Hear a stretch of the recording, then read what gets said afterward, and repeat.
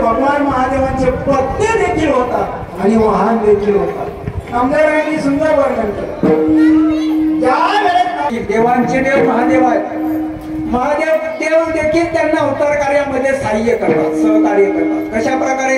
याच प्रकारे की भगवान विष्णूंनी अवतार घेतला की महादेव त्यांची पत्नी आणि वाहन होतात। नामदेवांनी वर्णन केलं बघा कशा प्रकारे। तर त्या ठिकाणी लक्ष्मी रूपे अपनाहारू, लक्ष्मीचा रूप भगवान महादेवांनी घेतलं, विष्णू परमात्म्यांनी अवतार घेतला। लक्ष्मी रूपे अपनाहारू देवे वरिला शरंग धरू, देवाला वर माला घातली म्हणजे त्यांची पत्नी लक्ष्मी झाली महादेव। बरं वाहन कसं होतात? गरुड रूपे महेश्वरू, वाहन झाला विष्णूचे। अशा प्रकारे अवतार कार्यामध्ये देखील एकमेकांना सहाय्य करतात। नवे नवे हे दोन्ही एकाच आहेत असे वारकरी संप्रदायातील संत कोवळ्या सांगतात। विठ्ठल विठ्ठल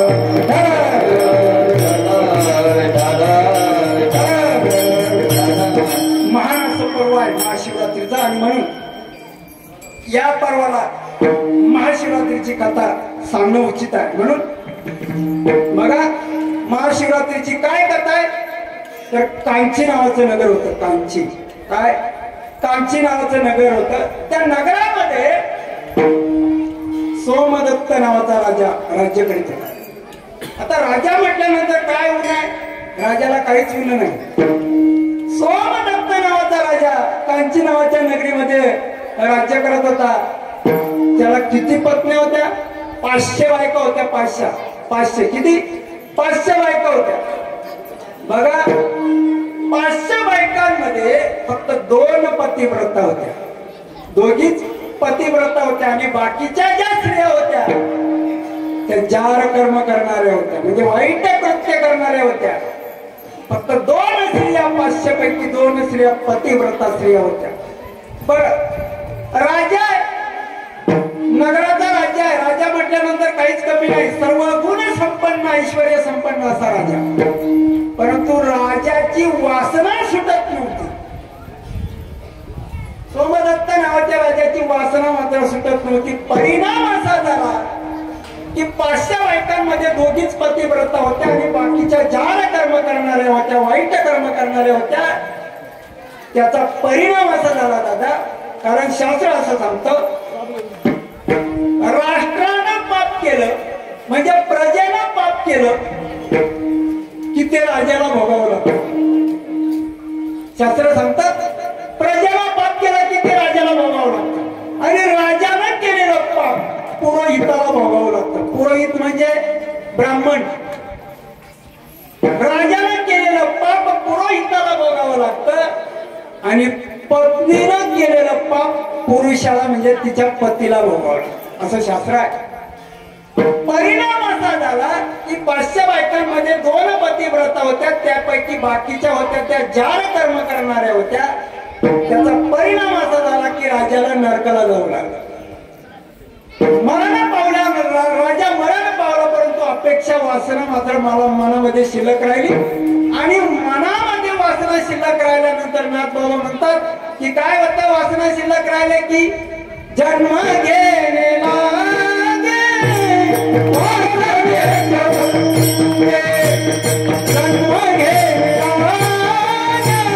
वासनेच्या संगे, जन्म घेणे लागे वासनेच्या संगे, जन्म घेणे लागे वासनेच्या संगे,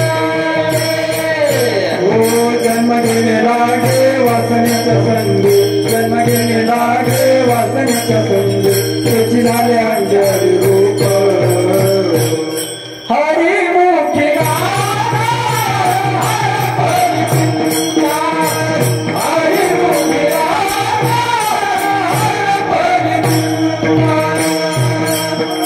जन्म घेणे लागे वासनेच्या संगे, जन्म घेणे लागे रूप, जन्म घेणे लागे वासनेच्या संगे, आपले झाले अंजली रूप।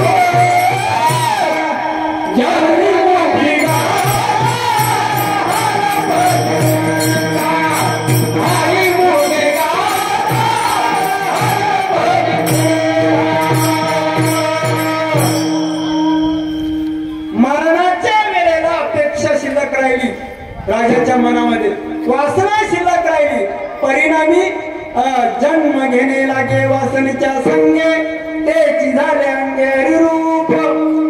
आणि म्हणून त्याचा परिणाम असा झाला की राजाला काय करावं लागलं, हरणाच्या जन्माला जावं लागलं.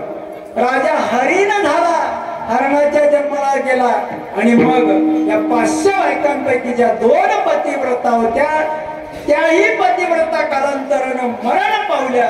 आणि त्या पतिव्रता स्त्रिया देखील त्यांच्या मनामध्ये राजाविषयी असणारं प्रेम, असणारी इच्छा, आणि त्या इच्छेचा परिणाम असा झाला की त्या 2 पत्न्या देखील हरणींच्या जन्माला गेल्या, पशु झाल्या. आणि त्या 2 पत्न्या असणाऱ्या हरिणी झाल्या. आणि तो राजा असणारा काय झाला, हरिण झाला. आणि एका जंगलामध्ये त्या ठिकाणी राहू लागले. पुन्हा एकदा ती 3ही राजा राणी एकत्र आल्या, परंतु पशुच्या रूपामध्ये आल्या, पशुच्या रूपामध्ये आल्या. आणि मग काय झालं की त्या असणाऱ्या जी मोठी पत्नी होती त्याची राजाची, ती गरोदर होती. आणि बारकी होती, तिला 2 पाडसं झाली होती, 2 हरणाची पाडसं झाली होती. आणि मग नंतर काय प्रकार झाला की इंद्राच्या दरबारामध्ये एक सेवक सेवा करत होता. इंद्राच्या दरबारामध्ये भूतसेन नावाचा सेवक होता. त्या सेवकाने सेवेमध्ये काहीतरी कमी पडलं, चूक झाली सेवकाची, त्या भूतसेन सेवकाची. आणि मग त्या इंद्राने काय केलं, त्याला शाप दिला की तू सेवेमध्ये कमी पडतोय, चूक करतोय, तू मृत्यू लोकामध्ये भिन्न म्हणून जन्माला येशील. आणि मग त्या भूतसेनाला शाप दिल्यानंतर तत्काळ तो भूतसेन मृत्यू लोकामध्ये भिल्ल जमातीमध्ये जन्माला आला. त्याचं नाव आहे चंडभील.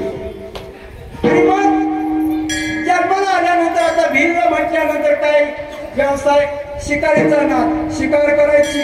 आणि शिकार करून आपल्या असणाऱ्या बायका पोरांचं जीवन भागवायचं, उदरनिर्वाह करायचा, असं त्याचं नित्यनेमाचं कार्य. आणि मग तो भील शिकारीसाठी जंगलामध्ये गेला. ज्या जंगलामध्ये ते हरिण राहत होती त्या जंगलामध्ये गेला. परंतु दिवसभर शिकार करतोय, दिवसभर शिकारीसाठी फिरतोय, परंतु शिकार मात्र त्याला मिळायला तयार नाही. दिवसभर फिरलेला आहे, दिवसभर फिरलेला आहे, शिकार मात्र मिळाली नाही. आणि संध्याकाळ झालेली आहे, दिवस अस्ताला गेलेला आहे, दिवस मावळलेला आहे, शिकार मात्र झाली नाही. नाराज झाला.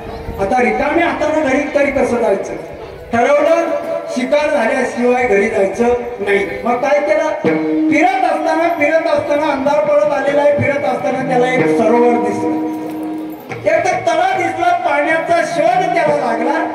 त्याने विचार केला की हे पाण्याचं सरोवर आहे, पाण्याचं तळ आहे, या ठिकाणी शॉपर पाणी पिण्यासाठी येतील, हरणं पाणी पिण्यासाठी येतील आणि मग आपल्याला शिकार मिळेल असा विचार करून तो त्या सरोवराच्या कडेला असणाऱ्या एका दाट असणाऱ्या पानांच्या झाडावर चढला. ते झाड होतं बेलाचं झाड. त्या झाडावरती चढला, वरती जाऊन बसला. शिकारीसाठी रात्र झालेली आहे, परंतु त्यानं काय केलं, त्या तळ्याच्या कडेला झाडं लावलं, वाघूर लावली आणि मग त्या झाडावरती चढला. परंतु झाडावरती बसल्यानंतर त्याने ते झाडं लावलं होतं, जी वाघूर लावलेली होती ते त्याला दिसत नव्हती. त्या असणारी जी पानं होती बेलाच्या झाडाची एकदम दाट होती आणि मग त्यामुळे त्याला दिसायला अडचण निर्माण होऊ लागली. तो काय करू लागला, ते एक एक पान तोडायचं आणि खाली टाकायचं, आपल्याला दिसण्यासाठी जागा करू लागला. पान बेलाचं तोडायचा, खाली टाकायचा, पान तोडायचं, खाली टाकायचा, असं टाकू लागला. त्याला फक्त दिसण्याशी मतलब होतं, परंतु त्याचा परिणाम असा झाला की तो जी बेलाची पानं टाकत होता मायबाप, ती खाली पडत होती. त्या ठिकाणी खाली एक भूमिगत जमिनी बरोबर असणारं एक शिवलिंग होतं आणि त्या शिवलिंगावरती पानं पडत होती बेलाची. अशी 1,00,000 पानं त्या ठिकाणी पडली. 1,00,000 पानं त्याच्याकडून त्या ठिकाणी पडली. 3 प्रहर रात्र झाली, 3 वाजले रात्रीचे, तरी शॉपत आलं नाही. तोपर्यंत तो पानं खाली तोडून टाकत होता आणि शिकारीचा त्याचं शिकारीकडे, हरणाकडे, शपदाकडे लक्ष लागलेलं होतं. आणि मग 3 वाजले पहाटेचे, तरी शपथ यायला तयार नाही. आणि मग बघता बघता बघता बघता सकाळ उजाडली, थोडा थोडा उजाडी यायला सुरुवात झाली. आणि मग एक हरिण येताना त्यानं पाहिलं, जो तो राजा हरणाच्या जन्माला गेला होता, ते हरिण येताना त्यानं पाहिलं. पाणी पिण्यासाठी ते आतुरलेलं हरिण पाणी पिण्यासाठी सरोवराच्या दिशेने येत असताना त्या जाळ्यामध्ये पडलं आणि तडफडू लागलं, शोक करू लागलं. आता मात्र आपलं काही खरं नाही असा शोक करू लागला. आणि काही वेळानं ती असणारी त्याची जी धाकटी पत्नी होती, ती धाकटी पत्नी असणारी ती बारकी हरिण, ती देखील जिला 2 मुलं होती, ती देखील त्या ठिकाणी धावत आली आणि आक्रोश केला. पती, आता कसं होणार? या जाळ्यामध्ये तुम्ही सापडला, पारधी तुमचा जीव घेतल्याशिवाय राहणार नाही. आता कसं होणार? मला सोडून जाऊ नका, प्रार्थना करते आहे. आणि पतीच्या चरणावरती नतमस्तक होऊन त्या ठिकाणी आक्रोश करते आहे. ती जायला तयार नाही. त्यानं सांगितलं, त्या हरणानं सांगितलं, तू घरी जा, 2 लहान लहान माणसं आहेत, 2 बालकं आहेत, त्यांना दूध पाज आणि त्यांची व्यवस्था बघ. तू माझ्या बरोबर राहू नको, माझ्या बरोबर राहिलीस तर तुला देखील प्राणाला मुकावं लागणार आहे. तिने सांगितलं, मी जाणार नाही, प्राण गेला तरी जाणार नाही. काही वेळाला परत ती दुसरी असणारी ती थोरली पत्नी होती, ती त्या ठिकाणी धावत धावत आली आणि तिघांचं त्या ठिकाणी आक्रोश तिघांचा सुरू झाला. ती मोठी असणारी पत्नी देखील आक्रोश करून रडू लागली आणि पतीला म्हणू लागली, पती, मला सोडून जाऊ नका, मी तुम्हाला सोडून जाणार नाही, कुठेही जाणार नाही. त्या हरणानं सांगितलं, तू गर्भवती आहेस, तू जर माझ्या बरोबर थांबलीस तर बाल हत्या होईल, तुझा जीव या ठिकाणी गेला तर बाल हत्या घडेल, त्याचा दोष आपल्याला लागेल. म्हणून तू जा आणि निवांत जंगलामध्ये राहा आणि त्या पाळसाला जन्म दे. परंतु ती देखील पतिव्रता असणारी स्त्री, त्या कालावधीमध्ये असणारी ती पतिव्रता स्त्री हरणाच्या जन्माला आली होती, ती देखील जायला तयार नाही, दोघी जायला तयार नाहीत. शेवटी त्यांनी तिघांनी विचार केला आणि जी पारसावाली होती तिला पाठवलं, सांगितलं, तुझा आणि आपल्या पारसांना दूध पाजून ये. ती गेली, पारसांना दूध पाजायला गेली. पारसांना दूध पाजत असताना ती पारसा दूध पित असताना तिच्या डोळ्यामध्ये अश्रू आले, रडू लागली. आपली बाळ पितात आता दूध, परंतु उद्यापासून यांचं काय होणार हा विचार करून रडू लागली. पारसांनी त्या अश्रुधारा पाहिल्या आणि ती बालक विचारू लागली, आई कशाला रडते, काय झालंय? आणि मग आईनं सांगितलं, बाळांनो, तुमचे वडील आता तुम्हाला दिसणार नाहीये, त्यांचा घात होणार आहे, ते पारद्याच्या जाळ्यामध्ये सापडलेले आहे. त्या पारसांनी सांगितलं, असं आहे ना, मग आम्ही देखील येतो, वडिलांबरोबर आम्ही देखील देह समर्पण करतो. आणि त्या मुलांना घेऊन, त्या पारसांना घेऊन ती हरणी त्या ठिकाणी आली. आणि मग त्या ठिकाणी असणाऱ्या त्या पारद्यानं, त्या चंडबिलानं जी पानं टाकली होती महादेवांच्या पिंडीवरती, त्याचा परिणाम असा झाला, महादेव प्रसन्न झाले. आणि त्यांनी प्रसन्न होऊन असा कोण भक्त आहे की एवढी बिल्वदळ, एवढी बेलाची पानं माझ्या पिंडीवरती वाहतोय, असा कोण भक्त आहे? म्हणून यमाला पाठवलं महादेवाने, जा आणि त्या भक्ताला पाहिजे ते देऊन ये, वरदान देऊन ये. यमराज आले आणि त्या ठिकाणी उभे राहिले. कोणासमोर? त्या बिल्लासमोर, चंडबिल्लासमोर. चंडबिल घाबरला, अरे तू कोण आहेस? किन्नर आहे का, यक्ष आहे का, देव आहे का, दानव आहे का, कोण आहे? त्यानं सांगितलं, मी यमराज आहे, मृत्यू लोकातील सगळ्यांना नेण्याचं काम मी करतोय. आणि मग त्या ठिकाणी चंडबिल घाबरला आणि त्यानं सांगितलं, यमराजांनी सांगितलंय, बघ तू या ठिकाणी शिकारीला बसला असताना तुझ्याकडून जे बिलवदळ खाली पडलेलं आहे त्याच्यामुळे महादेव प्रसन्न झालेत आणि तुला वरदान देण्यासाठी मला पाठवलेलं आहे. काय मागायचं ते माग, मी प्रसन्न आहे. असं यमराजांनी म्हटल्यानंतर हा म्हटला, तर काय मागावं याची अक्कल नव्हती त्याला. हा म्हटला, असं करा, मला आहे ना पशु पक्ष्यांची बोली समजली पाहिजे, पशु पक्षी काय बोलतात हे मला कळलं पाहिजे. एवढंच मला वरदान द्या. यमराज तथास्तु म्हटले. आणि मग ती असणारी हरिण आणि हरणी बोलत असताना हे सगळं त्याला कळू लागलं. ती असणारी आपल्या पारसांना घेऊन आलेली ती हरणी त्या ठिकाणी सगळ्यांनी अप्रोच केला आणि एकमेकांमध्ये बोलून रडू लागली. ही सगळी बोलू भाषा या असणाऱ्या चंडबिल्लाला कळलं. चंडबिल रडू लागला, अरे हे तर पशु आहे. पशु असताना देखील धर्मशास्त्राच्या गोष्टी बोलतात, नीतीच्या गोष्टी बोलतात. म्हणून तो चंडबिल आश्चर्यचकित झाला आणि मग तो उतरला आणि त्यांच्याकडे धाव घेतली. धाव घेतल्यानंतर त्यानं भाला उगारला त्यांना मारण्यासाठी. तर ती असणारी जी दोन बालकं होती ना, लहान पाडसं, ती धावून आली आणि म्हटली, ती बोलायला लागली की आम्हाला आधी मार आणि नंतर आमच्या आई वडिलांना मार. असं म्हटल्यानंतर तो मात्र स्तब्ध झाला त्या ठिकाणी. त्या पाडसांनी त्या चंडबिलाला सांगितलं की आमचा देह सत्कर्मी लागेल. आम्हाला तू मारला ना. जसं चांगुणाचा सत्व घेण्यासाठी राजा श्रेयाळ आले होते, त्या ठिकाणी आले होते ऋषी. श्रेयाळ राजानं त्या ठिकाणी आपल्या मुलाचा देह त्यांना भोजनासाठी दिला. तसा त्या मुलाचा देह जसा सत्कर्मी लागला तसा आमचा देह सत्कर्मी लागेल. आम्हाला मार पहिले. चंडबिल त्या ठिकाणी स्तब्ध झाला आणि काही बोलला नाही. म्हटला की मी तुम्हाला मारणार नाही. तो त्यांना शरण आला आणि अंतःकरणामध्ये त्याच्या अंतःकरण भरून आलं, अंतःकरण भरून आलं आणि मग तो द्रवला गेला. त्याला करुणा निर्माण झाली आणि मग त्यांना सांगू लागला, तुम्ही आपापल्या मार्गाने जावा, मी तुम्हाला मारणार नाही. परंतु या पाचही जणांनी सांगितलं की मी तुला असं वाटतं ना, आम्हाला 5 जणांना मारल्यानंतर तुम्हाला हे वजन नेता येणार नाही, आम्ही तुमच्या घरी येतो. आणि मग तो चंडबिल पुढे निघालेला आहे, चालू लागलेला आहे घराच्या दिशेने आणि 5ही जण मागे मागे आली. त्याच्या घरापर्यंत गेल्यानंतर प्रकार असा झाला माझा की त्या 5ही जणांचे दिव्य स्वरूप असे रूपवान देह निर्माण झाले, मनुष्य देह निर्माण झाले, दिव्य देह निर्माण झाले. आणि त्या ठिकाणी भगवान परमात्म्यांनी त्यांना नेण्यासाठी विमान पाठवलं आणि चंडबिल्लाच्या नजरेसमोर ती 5ही जण त्या विमानामध्ये बसून आकाश मार्गाने गेले.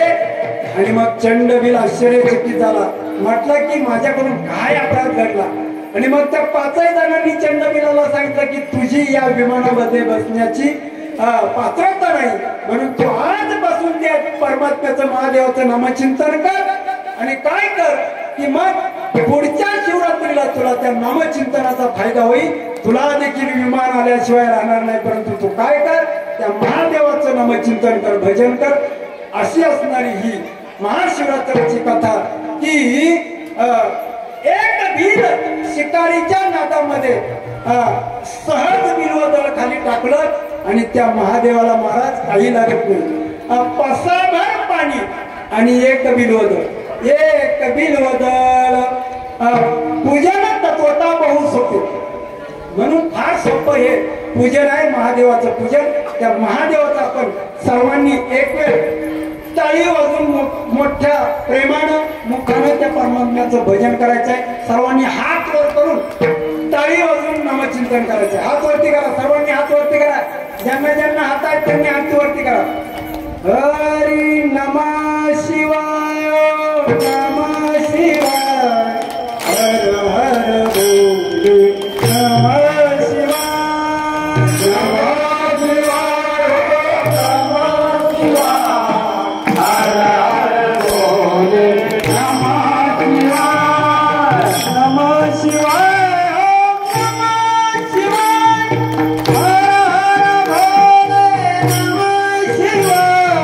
Namo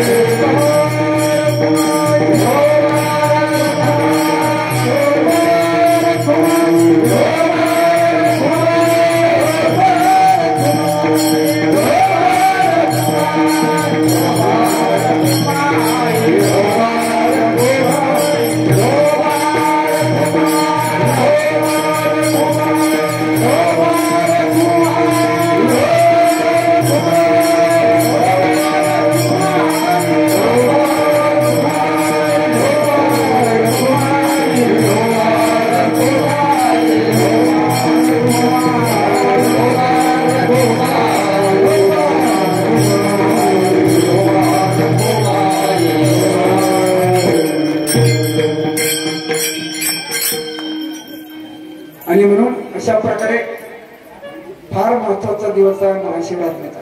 त्या भगवान महादेवाचं सर्वांनी नामचिंतन करायचं आहे. आजचा दिवस उपवास करून रात्रभर जागर करायचा आहे. भगवान परमात्म्याचं भजन करायचं आहे. आणि म्हणून फार असा महत्वाचा दिवस आहे. त्या परमात्म्याला बेल व्हायचं आहे, पसाभर पाणी व्हायचं आहे आणि त्या परमात्म्याचं रात्रभर नामचिंतन करायचं आहे.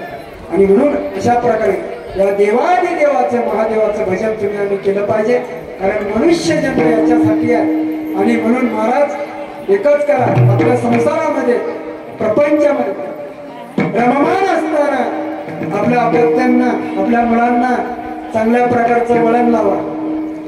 मी प्रत्येक ठिकाणी प्रवचनामध्ये कीर्तनामध्ये सांगत असतो ती काळाची गरज आहे. आज आपण पाहिलं आपण म्हणतो तरुण पिढी व्यसनाधीन आहे असं बरेच जणांचं म्हणणं आहे. परंतु मी असं म्हणन की तरुण मागची येणारी जी पिढी आहे ही मोठ्या माणसांवर अवलंबून असते. बरोबर की नाही? मोठी माणसं जशी कार्य करतील, जसं मोठ्या माणसांनी थोर माणसांनी चांगलं कार्य केलं, चांगले नामसप्ताह भरवले, चांगली कार्य केली तर मागून येणारी पिढी त्यांचं अनुकरण करत असतात. आणि म्हणून मोठी माणसं आपल्याला बघायला मिळतात व्यसन करताना की नाही, दारू पितात, अन्य व्यसन करतात. म्हणून मोठ्यांनी जर व्यसनाकडे दुर्लक्ष केलं तर मागची पिढी येणारी त्यांचे अनुकरण निश्चित प्रकारे करतात. आणि जर आपण असं राहिलो असं अशा प्रकारे वागलो तर ज्ञानोबराय म्हणतात की त्याला धर्म म्हणतात. ज्ञानोबरांची उभी आहे. ज्ञानोबराय म्हणतात येत वडील जे जे करती तया नाम धर्म ठेवती तेची ये अनुष्ठिती सामान्य सकळ. म्हणून तरुण पिढी व्यसनाधीन आहे, तरुण पिढी व्यसनाधीन आहे असं म्हणण्यापेक्षा आपणच आपल्यापासून सुरुवात करा. आपल्या मुलांना आपण योग्य वळण लावा. आणि शिक्षणाची गरज आहे, शिक्षण द्या. परंतु अध्यात्माची आज गरज आहे. आज कलियुगामध्ये कली पापाचीच राशी असं म्हटलेलं आहे. कलियुगामध्ये भयानक पाप घडणारे असं जरी असलं तरी नामचिंतनाने ते भस्मसात होणार आहे. म्हणून नामचिंतन आपल्या मुलांना त्या भक्तीची ओढ लावणं ही देखील काळाची गरज आहे. म्हणून या ठिकाणी या अभंगावरती तुकोबरायांनी भगवान महादेवांकडे ही स्तुती केलेली आहे. तुकोबरा म्हणतात की देवा तुम्ही विश्वाचे नाथ आहात, मालक आहात, म्हणून माझ्यावरती कृपा करा, कृपा करा ना ती थोडी पाया पडील बराडी. पुढे सांगतात की तुमच्याकडे काय गुण आहे, काहीच गुण नाही, म्हणून तुम्ही देण्यासाठी समर्थ आहात, तुमच्याकडे सामर्थ्य आहे. का येऊ नये तुम्हापाशी मी तो अल्पाची संतोषी. आणि शेवटच्या चरणामध्ये तुकोबरा म्हणतात की देवा मला प्रेमरूपी खाऊ मला थोडस पाठवा. हे शेवटच्या चरणामध्ये वर्णन करतात. तुका मान देवा, तुका मान देवा, तुका मान देवा, तुका मान देवा, तुका मान देवा, तुका मान देवा, तुका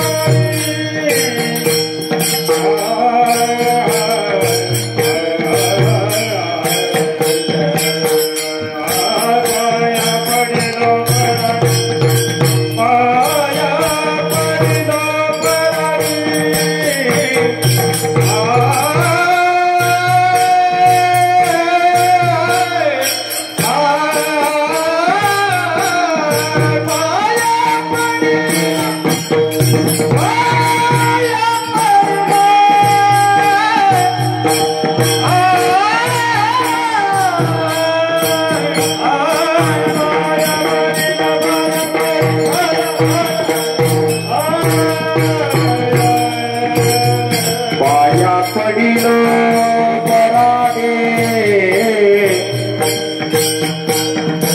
पाया पडिलो परागे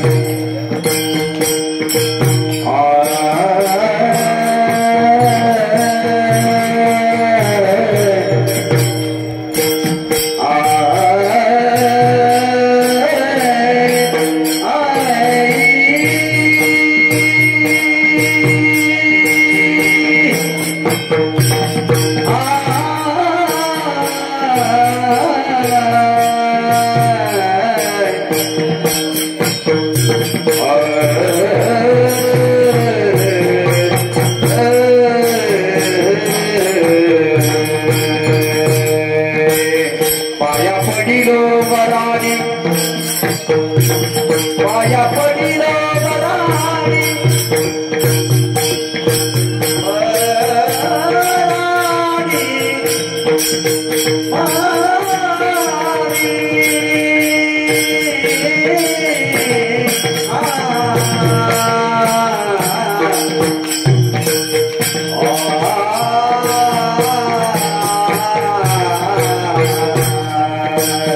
पाया पडिलो वराडी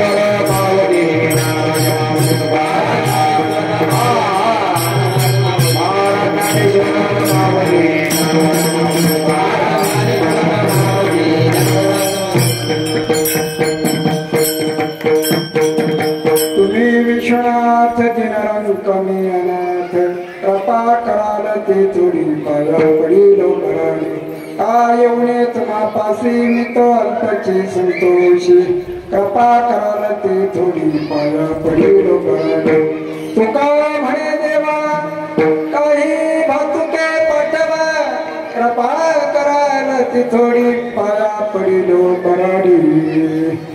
मी माझ्या अल्पशा मतीप्रमाणे या अभंगावरती बोलण्याचा प्रयत्न केला आणि म्हणून या कीर्तनारूपी सेवेकरता उपस्थित असणारे सर्वच टाळकरी मंडळी, गायक मंडळी, घोडे महाराज असतील, भवानी महाराज असतील आणि आजचं विशेष म्हणजे माझ्या कीर्तनासाठी माझे गुरुवर्य देखील आहेत. गुरुवर्य धनु महाराज कोकणे यांच्या उपस्थितीमध्ये मला कीर्तनाचा योग आलेला आहे.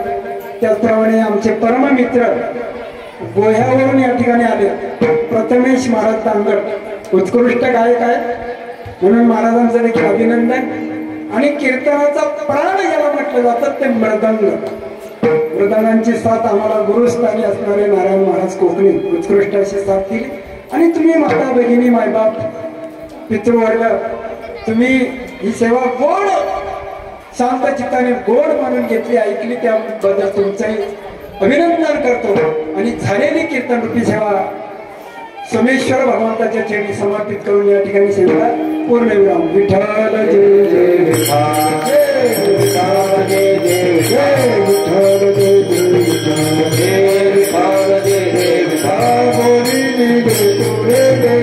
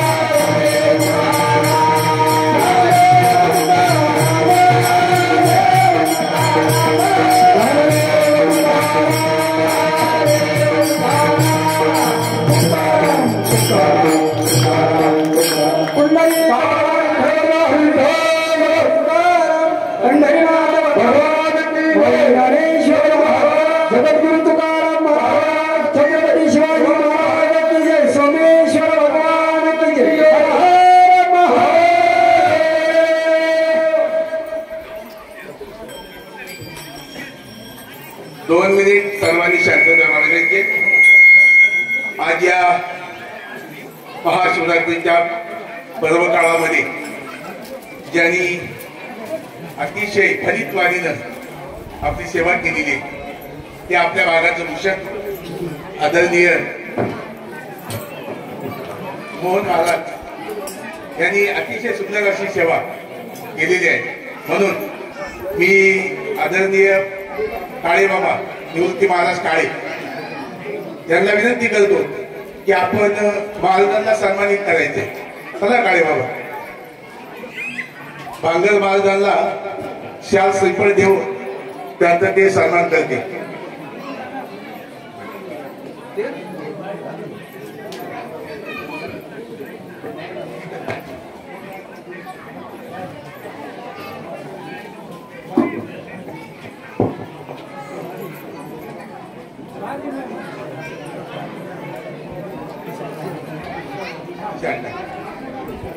कुंडली कवरदे हरी विठ्ठल श्री ज्ञानदेव तुकार पंढरीनाथ भगवान सोमेश्वर महाराज की जय. त्यानंतर कीर्तनाला साथ देण्यासाठी आपल्या भागात मृदुंगाचार्य आदरणीय कोकणे महाराज नारायण महाराज कोकणे दरवर्षी असतात आणि आजही ते उपलब्ध झाले. आल्यानंतर आम्ही म्हणला हा दुर्ग शंकरा योगी आणि म्हणून मी आता त्यांचं काय निर्मळ साहेबांना विनंती करतो की आपण ताबडतोब इकडे यायचे.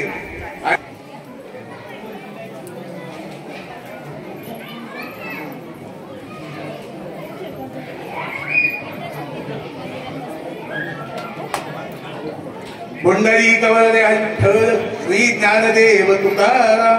त्यानंतर मी विनंती करतो त्याला सन्मानित करायचे. आणि त्यानंतर दुसरे गायक दांगड साहेब यांनाही विनंती करतो आपण इथं येऊन श्रीफळ स्वीकारायचे. आणि सर्वच जे माझे गुरु इथं आहे आणि त्या सद्गुरूंच संध्याकाळी दगडू महाराजांचे कीर्तन याच ठिकाणी आहे म्हणून त्याचाही सर्वांनी संध्याकाळच्या वेळी लाभ घ्या. 7 ते 9 कीर्तन होईल. यात सर्वांना एकदा कळकळीची विनंती करतो आणि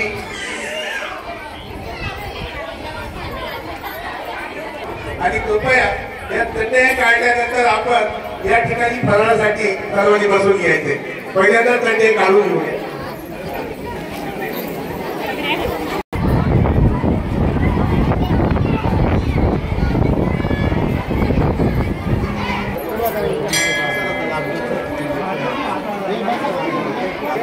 काही दिवसामध्ये